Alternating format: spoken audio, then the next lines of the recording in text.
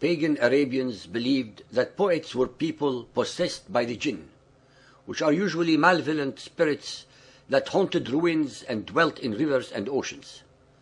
The Arabs also imagined them in whirlwinds and waterspouts.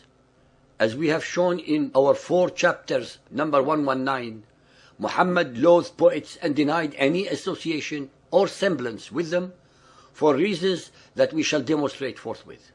In Muhammad ibn Ishaq's monumental biography of Muhammad, Sirat Rasulullah, translated by Alfred Guillaume as The Life of Muhammad, pages 71 to 72 and more on pages 106 to 153, we are informed on the authority of Halima, his suckling mother. Some months after our return, he and his brother were with our lambs behind the tents, when his brother came running and said to us, "2 men clothed in white have seized the Qurayshi brother of mine and thrown him down and opened his belly and are stirring him up." We ran towards him and found him standing up with a livid face. We took hold of him and asked him what was the matter. He said, "2 men with white raiment came and threw me down and opened up my belly, and searched therein for I know not what." So we took him back to our tent. My husband said to me, "I'm afraid that this child has had a stroke, so take him back to his family before the result appears." So we picked him up and took him to his mother, who asked why we had brought him when I had been anxious for his welfare and desirous of keeping him with me. She asked me what happened and gave me no peace until I told her. When she asked if I feared a demon possessed him, I replied that I did. She answered that no demon had any power over her son, who had a great future before him. And then she told me how when she was pregnant with him, a light went out from her, which illuminated the castles of Busra and Syria. Even at the earliest stages of records building by his followers, the miracles that were not allowed for Muhammad in the Quran proliferated out of control in the subsequent 300 years with greater and greater myths, turning Muhammad into an Allah-like God. Furthermore, on pages 106 to 153, it is related that Muhammad as a grown man was himself convinced of being possessed by evils, and that accordingly, not to become the Quraysh village idiot, he tried to kill himself by throwing his body down a mountain. It is then said that Gabriel came to his rescue, but Muhammad still had doubts because the story did not end there. The vision repeated itself, leaving Muhammad in an inner struggle about his own sanity. It is reported that he stood confused in the middle of nowhere until Khadija's messenger, his wealthy wife, found him on the high ground above Mecca, undecided about his own sanity. It was without a shadow of a doubt Khadija who first supported and soothed Muhammad in the crucial phases when he himself entertained the deepest doubts about his own sanity. "Woe is me, poet or possessed?" asked her shaking husband. Khadija had to convince Muhammad by a test to verify if the entity appearing to him was indeed an angel or Satan. She asked him to meet her while the entity was appearing to him. When it came to be, she engaged into sexual preliminaries with Muhammad, asking at different stages if the entity was still there. It happened that in the process, the entity left when the arousing got warmer. Khadija then said to him, "O son of my uncle, rejoice and be of good heart. By Allah, he is an angel and not a Satan." Her deduction was that Satan would not have left a sexual scene, but an angel would, out of piety and chastity. Here we can clearly see that Muhammad's mission was never, ever confirmed by some godly signs with supernatural proofs, but merely by the strong will and intellect of his wife. There is absolutely no doubt, based entirely on the Muhammadan records themselves, that without the financial, spiritual, and intellectual support of his wife, Khadija, Muhammad would have been an unknown total failure. For as long as Khadija was alive, her influence upon Muhammad was paramount, hence the delusions of Muhammad were under control. As a hermit dwelling in a cave, under the illusion of receiving messages, nothing so far could make us believe that Muhammad was insane. In the language of psychiatry, his condition was stable, meaning he still could act like any normal person. Matters, though, worsened appreciably regarding both Muhammad's wealth and mental health, right after Khadija's death in 619 AD.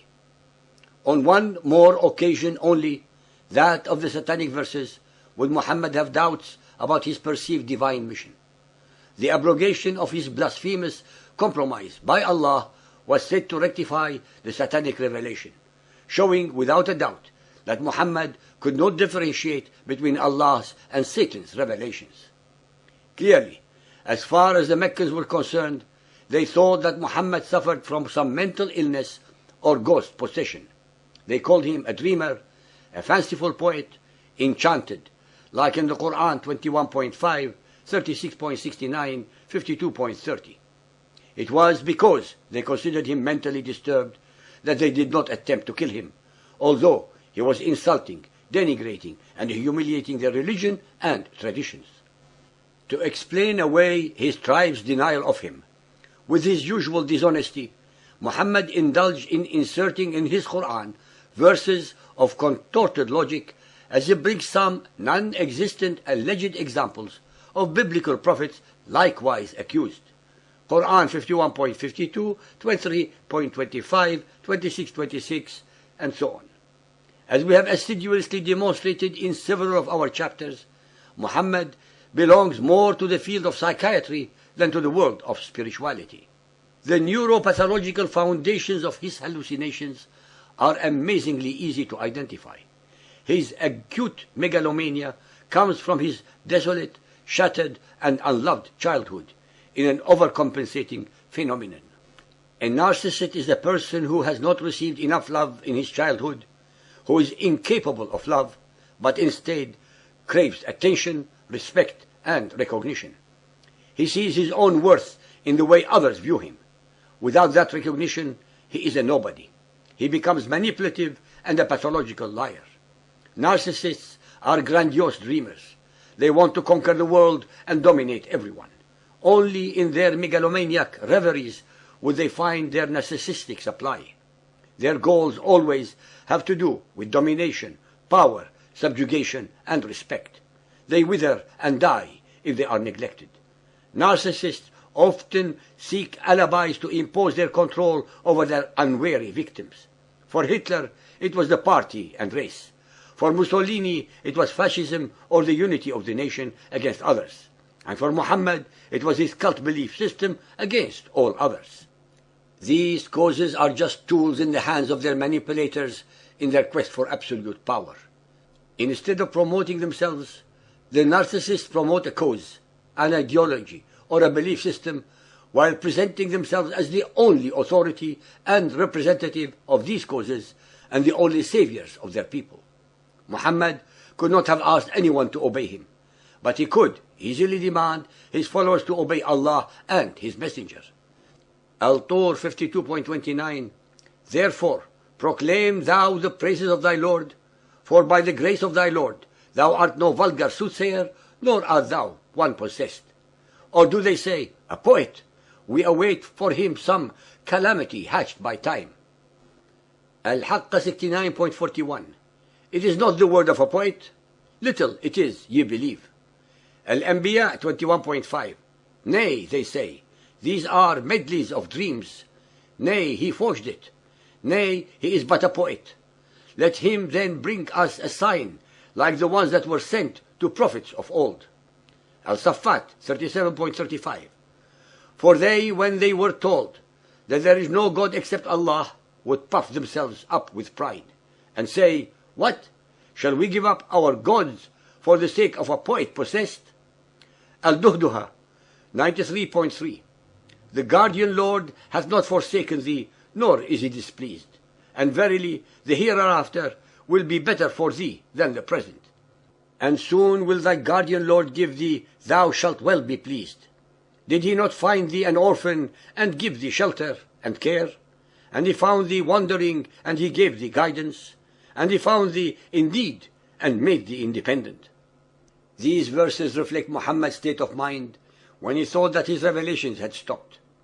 When they started again, he put up these verses, reminiscing upon his orphaned and destitute childhood. Nonetheless, he added another one of his lies when asserting that Allah made him independent, when in fact he was totally dependent on his wife Khadija, financially, intellectually, and spiritually.